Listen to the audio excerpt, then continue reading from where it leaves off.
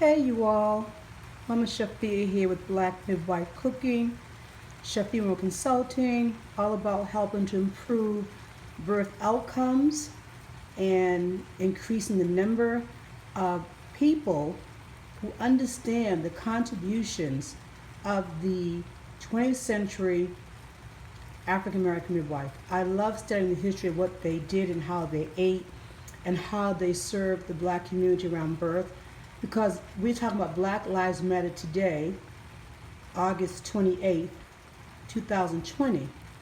And I reminded us that these same black midwives experience what we're seeing now in wars with lynching and Jim Crow and legal segregation and just horrific acts. And so they really showed a lot of love and patience during the birth process and the postpartum piece. And this fish right here is shad. Shad is a fish that actually is very common in the South that black people ate during the early days. I call the early days anywhere from the early 1900s into the uh, late 1900s. So early 1900s, late 1900s. So 1913, 1950, even 1990.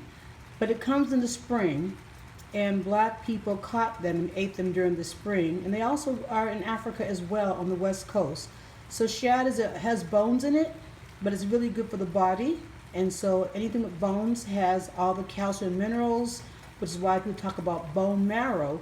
But by steaming this fish is being steamed with onions, mustard sauce, oyster sauce, tomatoes, garlic, salt, pepper, and some fresh thyme. And it's going to go over, this time I have some basmati rice. Usually I do brown rice, but today's going to be basmati rice. So fish is definitely a staple food in Africa, the Caribbean, and in the deep south. African descent people fish for, they fish because they recognize that fishing was something they did in the motherland, Africa.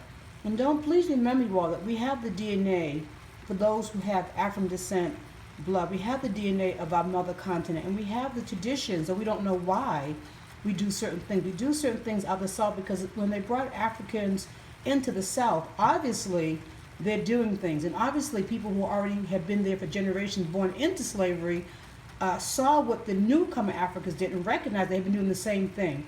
So a lot of things we do around postpartum care and birth practices have been lost.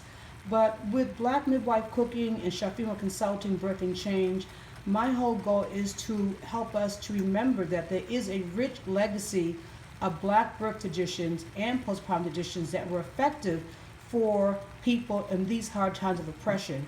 And so as we fight for Black Lives Matter in the streets and through policy and every way that we can, we still have to find ways to support the postpartum mother, the postpartum person through all of this stress. And food is always a form of healing, a form of celebration, a form of respect.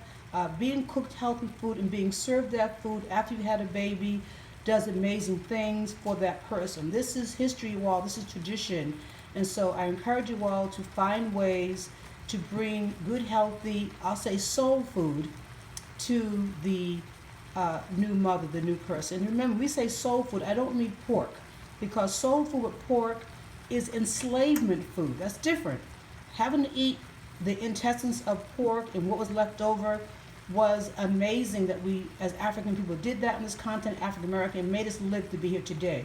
But it's not soul food. Soul food, from a historical perspective, African food, and even with the enslaved people and thereafter, it was always fresh vegetables, greens, fresh fish, water, fresh fruits, berries, leaves, root vegetables. That's really the soul food, the soul of the land.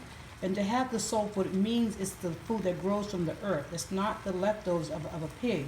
So I could be being biased, and that's fine because I'm old enough now as an elder midwife to be biased, and I'm proud of that.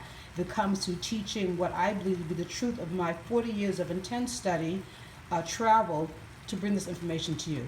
So this is shad fish, S-H-A-D, caught here in Portland, Oregon from the Columbia River, but comes to the south all the time in the spring.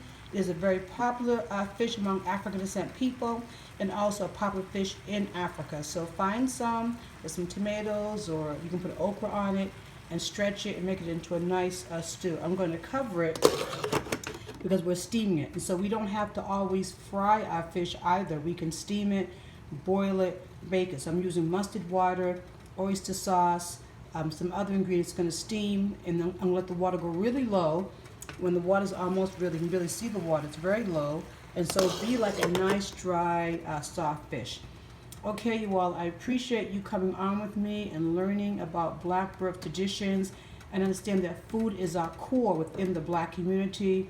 It is what we use to bring us together. We still should be using it to bring us together. So going to McDonald's and these fast food places is not going to do it, but finding a way, even with COVID-19, to come together around food, to celebrate new life, to celebrate the birthing mother, the birthing person who just brought forth new life, is just what we do with Black Midwife Cooking, with SMC doulas, with Chef Female Consultants, what I teach and know that works. And I'm teaching historical context.